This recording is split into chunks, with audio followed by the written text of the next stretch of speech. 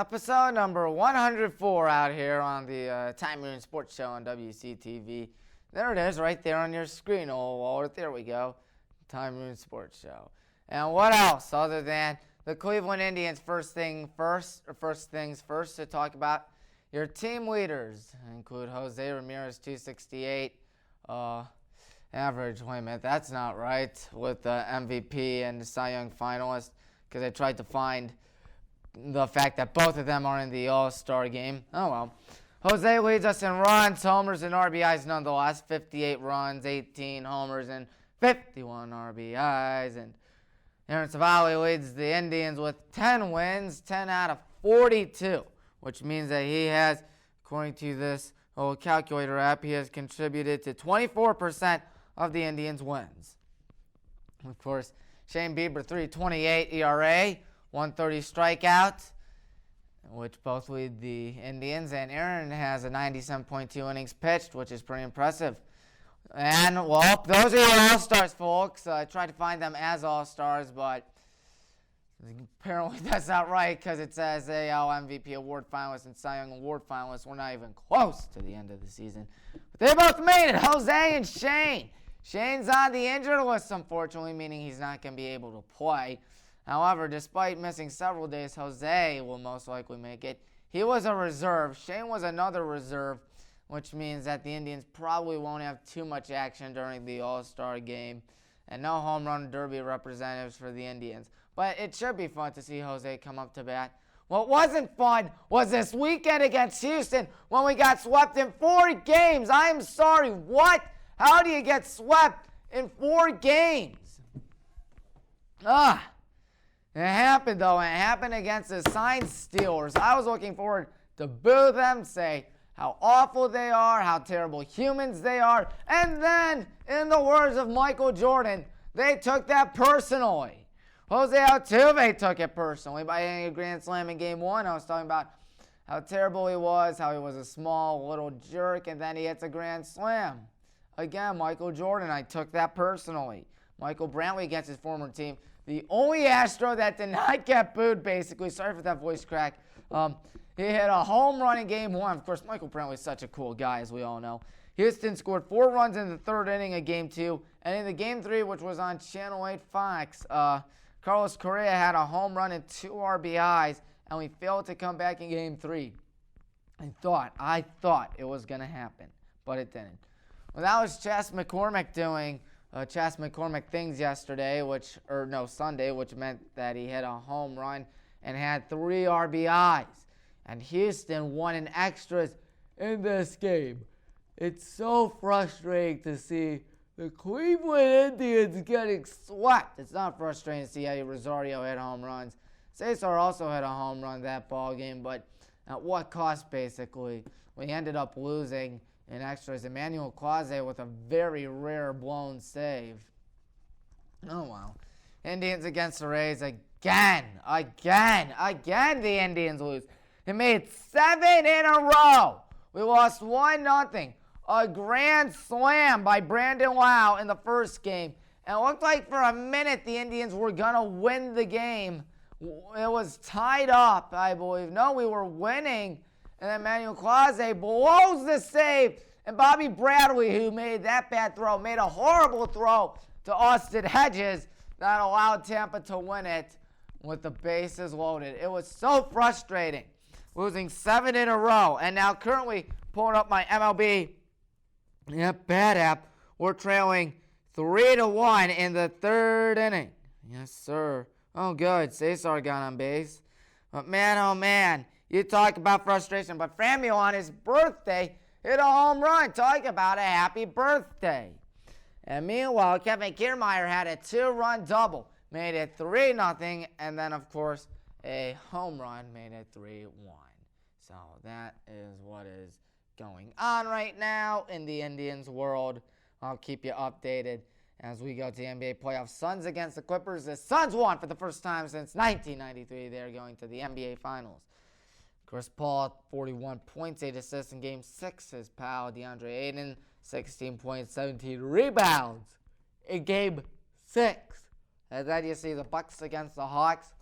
Well, the Bucks won 4-2. They will be going to their first NBA Finals appearance since 1974. They're looking for their first NBA Final championship since 1971. We're talking about the days of Kareem Abdul-Jabbar, Big O, Oscar Robertson. My goodness, Oscar Robertson, yes, Big O. It was for years the only player to average a triple-double. Yet again, Russell Westbrook came along, of course. But yeah, Drew Holiday, 25 points, 13 rebounds, Game 5. Chris Middleton, 26 points, 13 rebounds, also in Game 5. And Chris Middleton eventually put up 32 points in Game 6.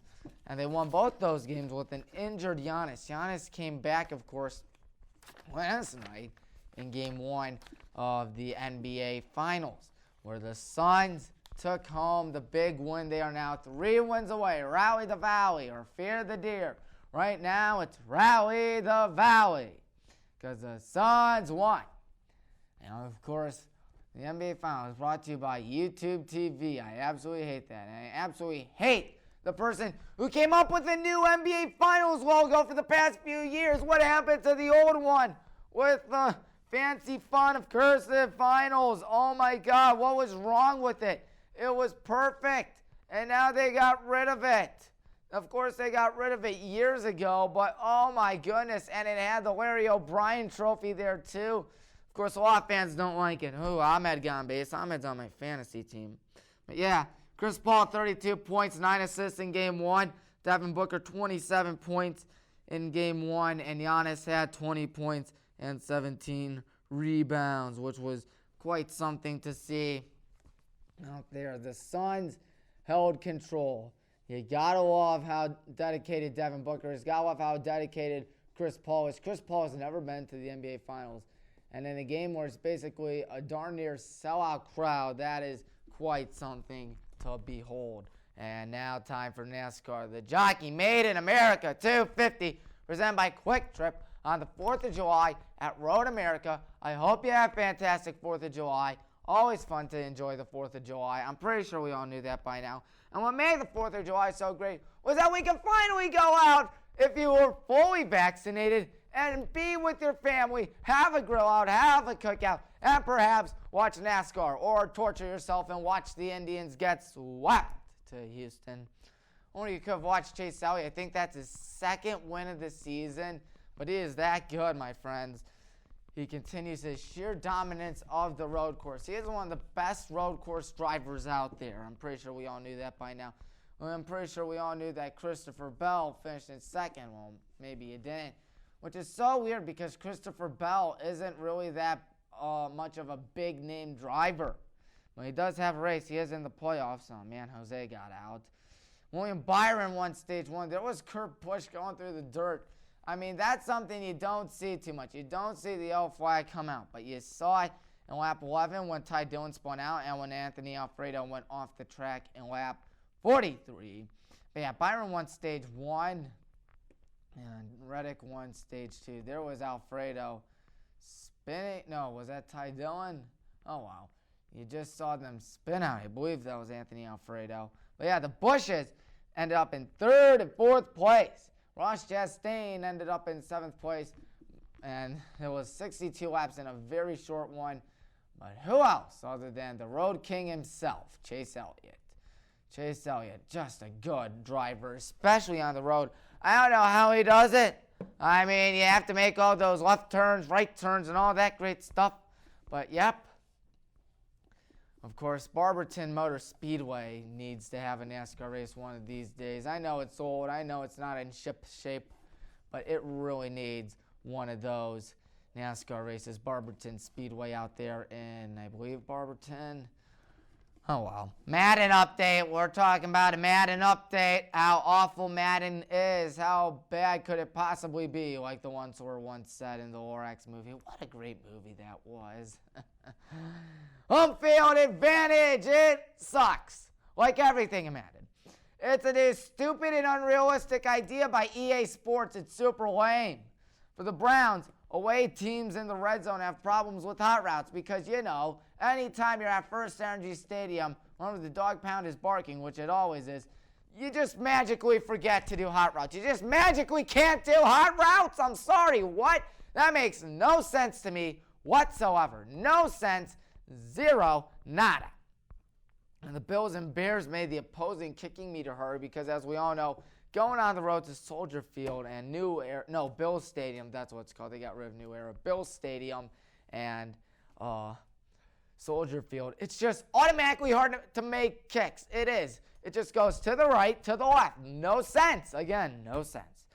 And the Lions move faster than their opponents because for some reason the Lions just go faster, or the other team just magically moves a little slower rather than, like this. It's like that for some reason. The Packers have 2 home field advantages and 1. That's so unfair. All this should be in the arcade mode, not the simulation or competitive. Of course, EA Sports, it's all the same. Chiefs make opponents struggle with audibles because you're just magically going to forget audibles because stupidity. And the Vikings increase their speed when in the red zone. What? That makes no sense. None of them make any sense. Absolutely none of them. And it's so dumb. I hate it. Just like today, and just today, they revealed Face of the Franchise, otherwise known as the career mode. Nobody has ever asked for, and it's 3 years in a row, and it still looks like it's going to suck even more than it ever has before. Ever. It's subtitled United We Rise. I have no idea why it's called United We Rise. And according to that guy speaking, it's a whole new mode. And as we all know, anytime EA Sports has to say it's whole new, it's not. Yes, sir. New progression system and new road to the draft. Everything is new. And as you can tell, there's Nike headquarters. Poor Nike. Nike had a gun held up to their head, and they were bribed to be at Madden. Of course, that's what Madden always does. I mean, this was the year EA Sports said they were going to listen to us. And while franchise mode does look like it changed, it still looks like it sucks. God. New scenarios because everything is new. Flashbacks to the college football playoffs. And there are no normal college games. These athletes are paid these days now. Of course, Reggie Bush, Fab Five are probably really mad now. These poor guys. Yeah, you'll probably not be able to play as Notre Dame. Won't be able to play as Ohio State. Won't be able to play as Akron. I wore this Akron shirt today. Well, it was a coincidence, but still. It's ridiculous. I'm not going to lead Akron to, the MAC championship. I mean, I know they'll never make the college football playoffs, but still. And you can also work out with a team now, which, and that was not a fumble, by the way. And there was a juke move that we saw a little while ago that was not a juke move. They're brand new characters that will be annoying, corny, stupid, or all of the above. And will probably be all of the above because why not?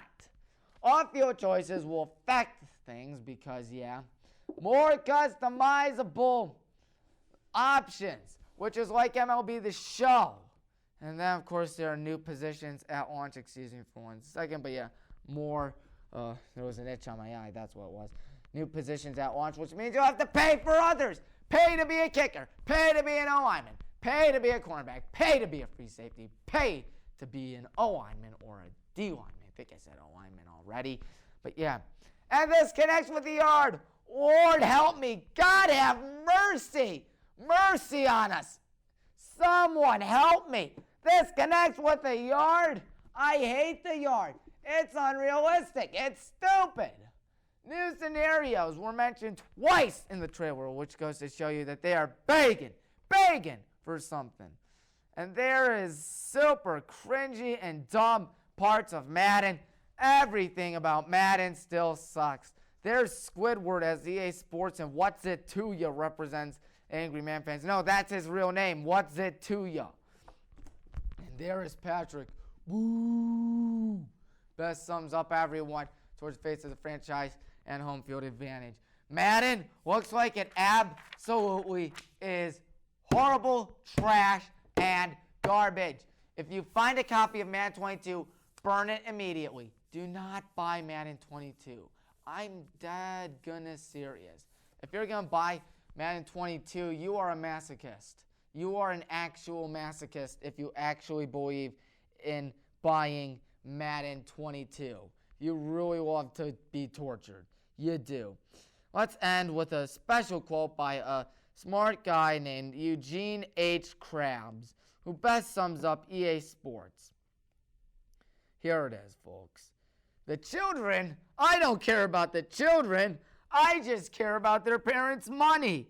The fact that their feeble minds are easily manipulated by cheap playgrounds, or in this case, cheap games, and talentless clowns is no skin off my nose, or instead of talentless clowns, it would be horrible gameplay, and not just that, but Ultimate Team. Survival of the fittest, SpongeBob. Survival of the fittest. And Uncle Krabs has to go to bank, and then Uncle Krabs gets beaten up, or Mr. Krabs. But yeah, EA Sports, it's really lame. EA Sports, pay to play.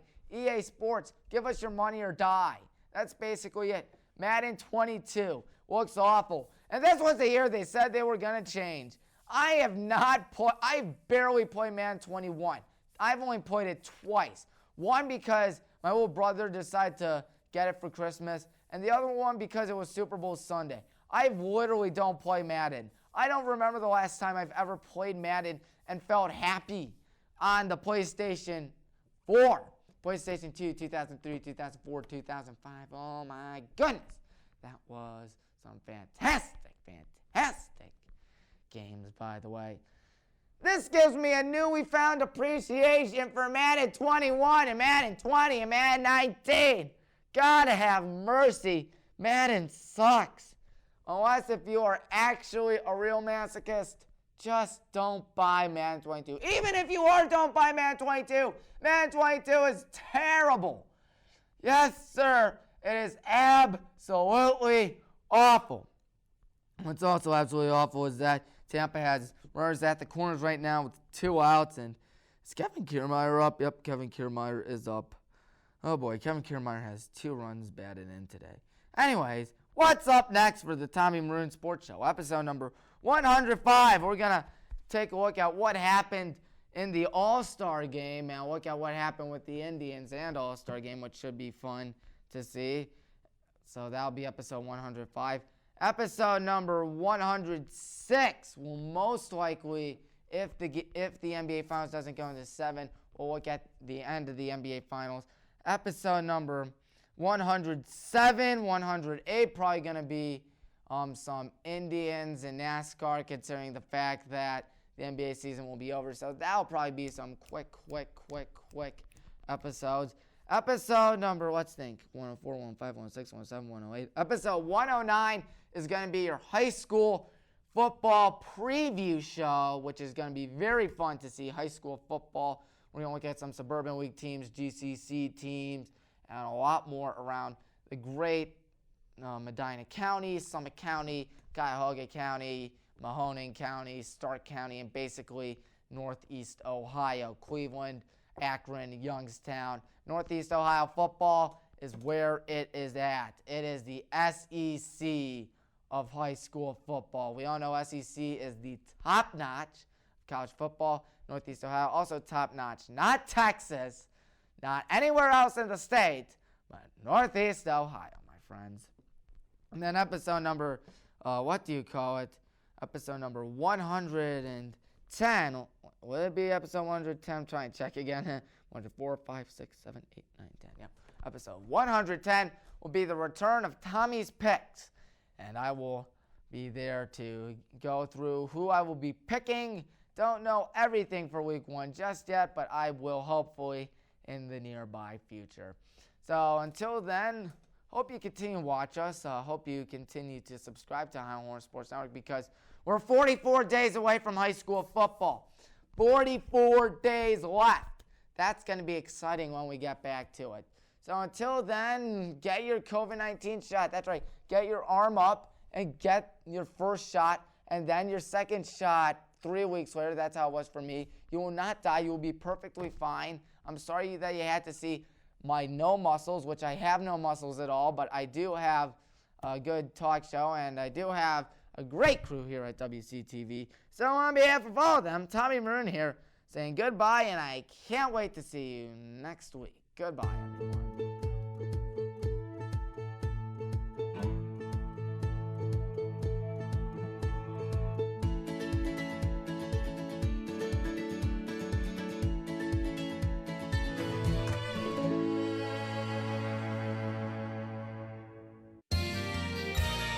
You are watching WCTV, Wadsworth Community Television.